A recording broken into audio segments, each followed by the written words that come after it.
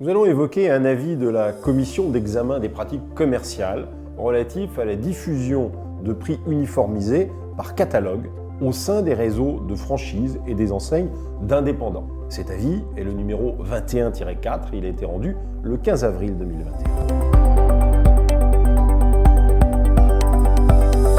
Quel est le cas réglé? C'est celui de la pratique consistant pour un fournisseur à diffuser des catalogues préimprimés ou tout autre document publicitaire préimprimé, quel qu'en soit le support, auprès des clients de commerçants indépendants, membres d'un réseau, alors que ces catalogues indiquent un prix de revente. Cette pratique peut être reconnue comme étant licite dans les hypothèses suivantes. Première hypothèse, lorsque la pratique a lieu au sein d'un réseau coopératif de commerçants détaillants. Alors, cela va de soi puisque le Code de commerce permet de fixer un prix uniforme entre indépendants dans les réseaux coopératifs. Et d'autre part, au sein de tout réseau d'indépendants regroupés sous une même enseigne.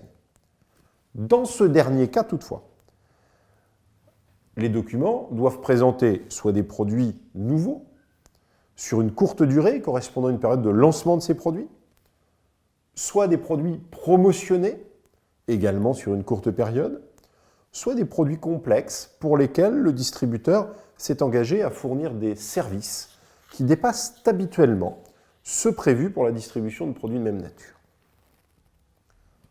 La pratique consistant pour un fournisseur à diffuser des catalogues ou tout autre document publicitaire, et ce, quel qu'en soit le support, mentionnant les prix de revente, doit en tout état de cause être licite.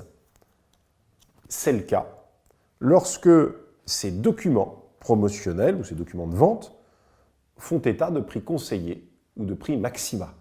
Je précise d'emblée que cette mention doit, sur le support considéré, être expresse et donc explicite.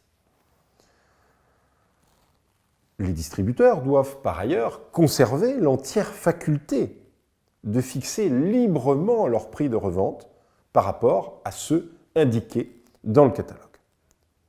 La CEPC ne fait donc que distinguer entre prix imposé et prix conseillé. La solution n'est guère nouvelle. Quelles sont les recommandations à formuler ensuite de cet avis? Mentionnez toujours que les prix sont conseillés dans vos catalogues et supports publicitaires. Bien entendu, n'introduisez jamais de police de prix, c'est-à-dire d'action visant à inciter un de vos distributeurs, à les respecter ou à sanctionner ceux ou ces distributeurs s'ils ne les respectent pas.